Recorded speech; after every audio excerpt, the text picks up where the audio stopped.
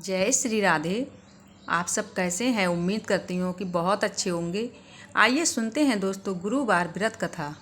जो भक्त श्रद्धा और निष्ठा के साथ बृहस्पतिवार का व्रत रखते हैं और बृहस्पतिवार की व्रत कथा सुनते हैं और केले के वृक्ष का पूजन करके उसकी आरती करते हैं तो उन भक्तों के ऊपर बृहस्पति देव प्रसन्न होकर उन पर अपनी कृपा प्रदान करते हैं। किसी प्रकार का दुख या कष्ट उसे दूर करते हैं तथा सुख समृद्धि प्रदान करते हैं। बृहस्पतिवार के दिन व्रती को चाहिए कि केले के वृक्ष के पास बैठकर उसका पूजन करना चाहिए। भगवान बृहस्पति देव का वास केले के वृक्ष में होता है तो गुरुवार के दिन चाहिए नित्य कार्यों से निवृत्त होकर और स्नान आदि से निवृत्त होकर साफ स्वच्छ पीले वस्त्र धारण करके केले के वृक्ष के चारों ओर सफाई करके वहाँ पे एक आसन लगाकर भगवान बृहस्पति देव का पूजन करना चाहिए। विशेष करके बृहस्पति देव भगवान को पीला चंदन लगाएं, पीले पुष्प अर्पित करें, धूप दीप दिखाकर आरती करें, पीले वस्तु का भोग लगाएं। विशेषकर मुनक्का का भोग लगाएं, गुड़ का भोग लगाएं, चने का भोग लगाएं और जो भी ऋतु फल हो उनका भोग लगाएं। जल से आचमनी करवाएं। बृहस्पति देव की कथा का श्रवण करना चाहिए। भगवान बृहस्पति देव अपने भक्तों पे अत्यंत प्रसन्न होते हैं और उन पे अपनी कृपा प्रदान करते हैं। तो आइए दोस्तों सुनते हैं गुरुवार व्रत कथा। एक बार प्रेम से बोल दीजिए, भगवान बृहस्पति देव की जय, भगवान विष्णु की जय, माता लक्ष्मी की जय। प्राचीन काल में एक बहुत ही निर्धन ब्राह्मण थे। उसकी संतान ना थी। वो नित्य दिन पूजा पाठ करता था, लेकिन उसकी स्त्री ना तो स्नान करती ना पूजा पाठ करती। इस कारण जो कि ब्राह्मण बहुत ही दुखी रहते थे और वो अपनी पत्नी को बहुत समझाते थे, लेकिन उसको कुछ भी समझ में नहीं आता था। भगवान की कृपा से ब्राह्मण के यहाँ एक कन्या उत्पन्न हुई। कन्या धीरे धीरे बड़ी होने लगी। प्रातः उठकर स्नान करके भगवान विष्णु का पूजन करती थी और उसने भगवान विष्णु का व्रत भी शुरू कर दिया था। कन्या पूजा पाठ समाप्त करके पाठशाला जाती थी, तब वो मुट्ठी में जौ भर के ले जाती थी और पाठशाला के मार्ग में डालती हुई चली जाती थी और वो जौ जो कि सोने के हो जाते थे। लौट के वो कन्या सभी जौ को बीन के ले आती थी। एक दिन वही कन्या सोने के जौ को सूप में फटक कर साफ कर रही थी। तभी उसकी माँ ने देख लिया था और कहने लगी, है बेटी, सोने के जौ फटकने के लिए सोने का सूप भी तो होना चाहिए। अगले दिन बृहस्पतिवार का दिन था। कन्या ने व्रत रखा और भगवान विष्णु से सोने का सूप देने की प्रार्थना की और कहने लगी, है प्रभु, यदि मैंने सच्चे मन से आपकी पूजा आराधना की हो तो मुझे सोने का सूप दे दो।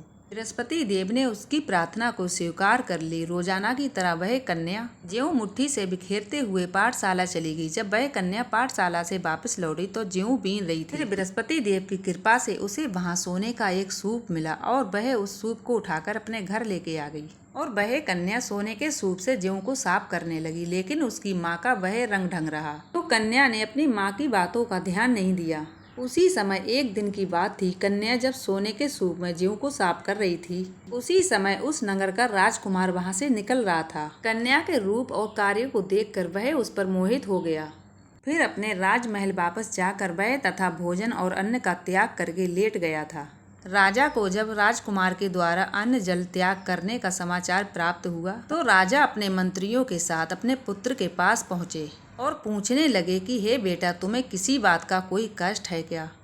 किसी ने तुम्हारा अपमान किया है या कोई और कारण है? मुझे सच सच बतलाओ। वही कार्य मैं करूँगा जिसे तुम्हें प्रसन्नता प्राप्त हो।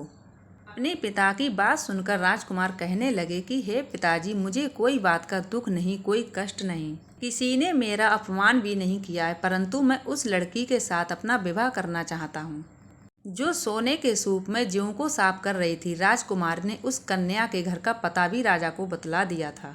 फिर राजा ने मंत्री को उस ब्राह्मण के घर भेजा। मंत्रियों ने राजा से बार बार निवेदन किया कि अपनी कन्या का विवाह राजकुमार से कर दीजिए। फिर खुशी खुशी ब्राह्मण की कन्या का विवाह उस राजकुमार के साथ हो गया। कन्या का उस घर से जाते ही ब्राह्मण के घर में पहले के जैसे ही गरीबी का वास हो गया। एक दिन दुखी होकर ब्राह्मण अपनी पुत्री से मिलने पहुंचे। कन्या ने ब्राह्मण का हाल देखा और अपनी माँ का हाल पता किया। तभी ब्राह्मण ने कन्या को अपने घर का सभी हाल बता दिया। फिर कन्या ने बहुत सारा धन देकर अपने पिता को विदा कर दिया। लेकिन कुछ ही दिन बीतने के बाद फिर से वही हाल हो गया। ब्राह्मण कुछ समय के बाद फिर पहुंचा कन्या के घर और कन्या कहने लगी कि हे पिताजी, माँ को आप यहाँ लेके आ जाओ। मैं उन्हें बृहस्पति व्रत की सभी विधि बता दूंगी, जिसको करने से गरीबी दूर हो जाती है। ब्राह्मण देवता अपनी स्त्री को साथ लेकर अपनी पुत्री के राजमहल पहुँचे। फिर बेटी अपनी माँ को समझाने लगी कि हे माँ, तुम प्रातः काल स्नान करके तुम बृहस्पति देव का पूजन करो, बृहस्पतिवार का व्रत करो, तभी सभी परेशानियों का निवारण होगा। परंतु उसकी माँ ने बेटी की एक भी बात नहीं मानी। वह प्रातः काल उठकर अपने पुत्री के बच्चों का जूठन खा लेती थी। एक दिन उसी कन्या को बहुत गुस्सा आया और उसने अपनी माँ को एक कोठरी में बंद कर दिया और प्रातः काल उसे स्नान करवा के उससे पूजा पाठ कराया। फिर उसकी माँ की बुद्धि ठीक होने लगी और वो नियम से पूजा पाठ करने लगी और प्रत्येक एक गुरुवार को व्रत भी करने लगी। फिर इस व्रत के प्रभाव से वह मृत्यु के बाद स्वर्ग को गई। फिर वह ब्राह्मण भी इस धरती पर सभी सुखों को भोग कर स्वर्ग को प्राप्त हो गया।